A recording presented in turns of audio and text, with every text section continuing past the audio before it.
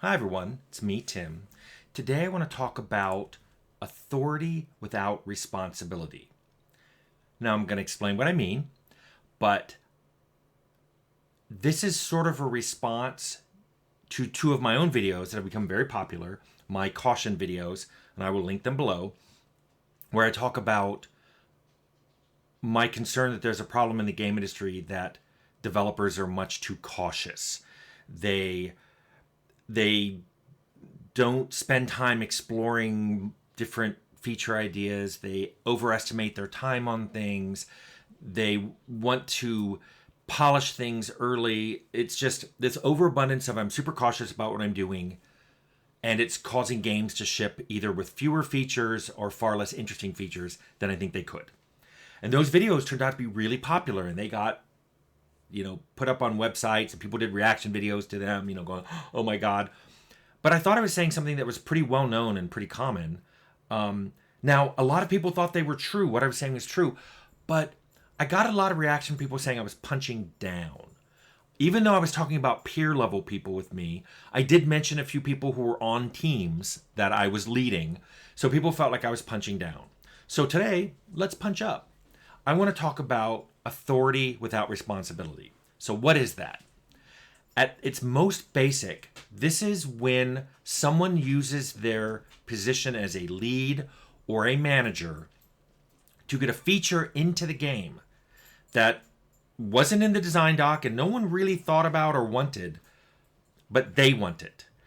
They either convince you or they convince people on the team. I'll talk about how they do it. But if things go sideways, they will take absolutely no responsibility for that feature. They will let someone else take the hit and crash and burn if need be. They will just walk away. But if that turns out to be a popular feature and it gets mentioned in reviews and stuff, you can bet your biddy they will take full responsibility. They'll talk about how it was their idea, how they convinced everyone to put it in, and they're super glad that everybody likes it. I've seen this happen a million times. Well, hundreds of times. So let me tell you how it works.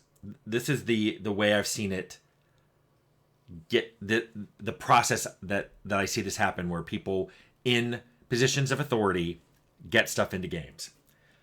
The first thing they will do is they'll come to you and they'll say, hey, I noticed we're not doing this feature. I think we should do this feature. And they'll explain it. Now, sometimes you just go no, which I always think is a little unconstructive. I will usually say, well, we thought about that, but it causes these problems. And almost always like, oh, I don't think it'll cause that problem. Or I'm sure you can fix that. To which I always go, it did cause these problems in these other games that you've mentioned, and I will not figure out how to fix it. If this is your idea, you fix it. They don't like that. They don't like getting pushed back on. They remind you of their position. I'm your boss. I'm your manager. I'm your lead's lead, or whatever they're saying.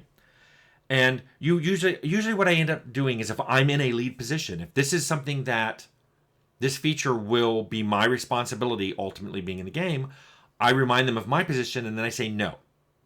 And I usually try to say, well, if you fix this issue, come back. If you think of a solution, come back and we'll talk about it again. They usually go to step 2 at this point. That was their first step. They go to different people on the team and they try to convince them how absolutely necessary this feature is. They're saying, oh, these other games have it. We're going to be caught flat-footed. People are going to wonder where this feature is. We're going to look old-fashioned. All these things that poke people on your team, like, oh, you're right, I don't like it. Once he or she convinces a team member that the feature should be in there, then the team members come to you saying, oh, we really should be doing this. So two things happen. One, it's no longer the managers, it's the people on your team. And suddenly there's strength in numbers. There's a number of people coming at you going, we really should do this, we should do this. So it's really hard at that point to resist it.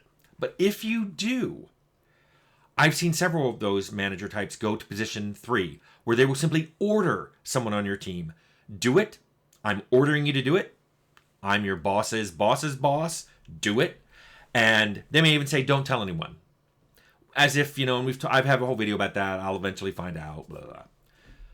So here's what happens in the future. This is the result of them doing this taking this authority, but they don't want any of the responsibility. If the feature goes in and does well, you can be sure that everyone, and I mean everyone, understands it was their idea and they were the one who got this put in against, with resistance, but they got it in. They will tell everyone at the company, they will tell the publisher, they will certainly tell interviewers. Oh yeah, that was me. That was mine. They didn't want it, but I got it in. However, if the feature goes in and does badly, they just won't say anything. They won't lie. They won't say it wasn't their idea. They just won't say anything because they know that the game director or the lead of that area or the team itself or maybe even the publisher will take the hit. I've seen all four of those happen where reviews assume or fans assume, well, I can't believe, this director or this lead, this looks stupid. This is a dumb thing. Why did they put that in there? They're dumb. And meanwhile, this manager knows full well that they were the one who put it in, but they just won't say anything. Similarly, if the feature doesn't make it in, they weren't successful, and the game does well, they just won't say anything. They'll be like, oh well, I tried, and, it didn't happen, and the game's good, so all is well. But the flip side of that, if the feature doesn't go in and the game doesn't score well, you can be sure that they will comment to everyone everywhere how the game would have been much improved if people had just listened to them and put this feature in. And they're trying to leverage that in the future for making sure that their ideas get taken care of. Or at least listened to and probably put in. Now, just to cut off some of the comments that I can, anticipate at this point, this is not new. This is not a new thing. This is not generational. Please don't turn this into a boomer versus Gen X versus Gen Z versus millennial stupid argument.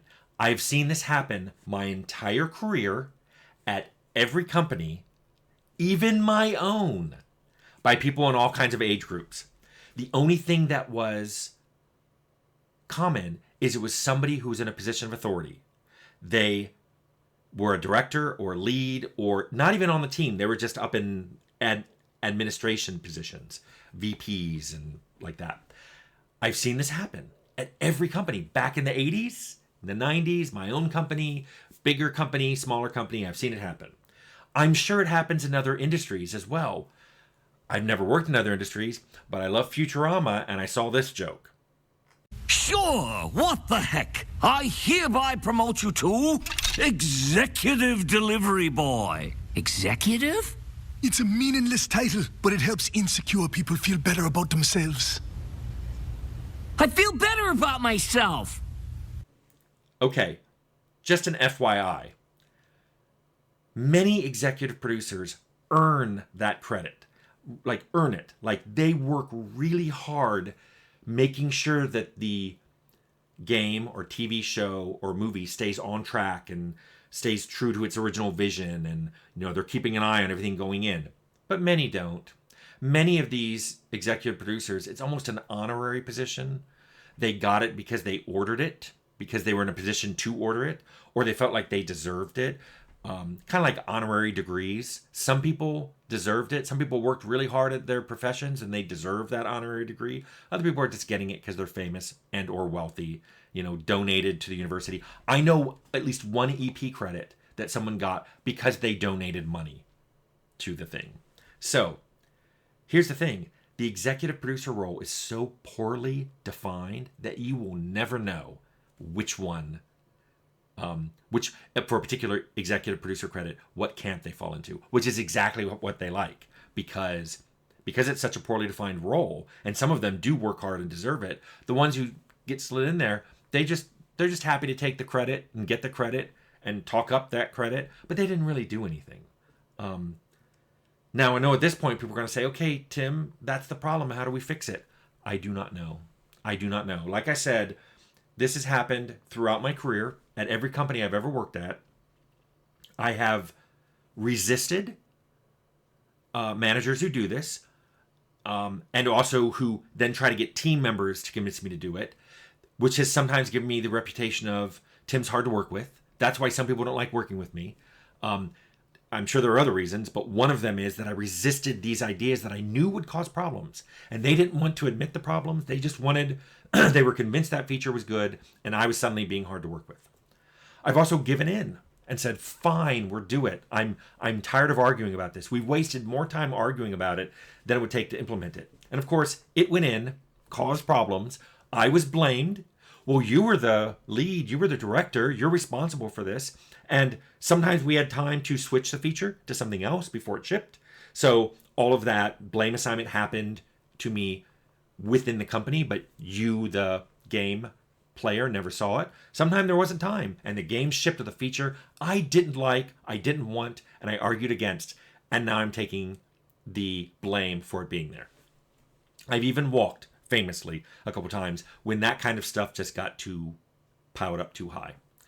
So I do not have a solution for this problem. I don't know what to tell you other than what I say in a lot of my videos is you have to do what you think is best. And ultimately, at the end of the day, the only person you control is you. So the only advice I have is do what you think is best. Always do what you think is best. If you really think it's a bad feature, push against it. If you think it's a good feature, figure out how to put it in. It's the only thing you can do. But this authority without taking responsibility problem is pervasive in the industry, and I think is just as bad and probably a counterbalance to that game caution problem that I've talked about. So you don't hear about it much because it almost always comes from above and no one wants to say anything about that. But it's there and it's ever present and it's been there forever. So, and it's in every other industry. So good luck.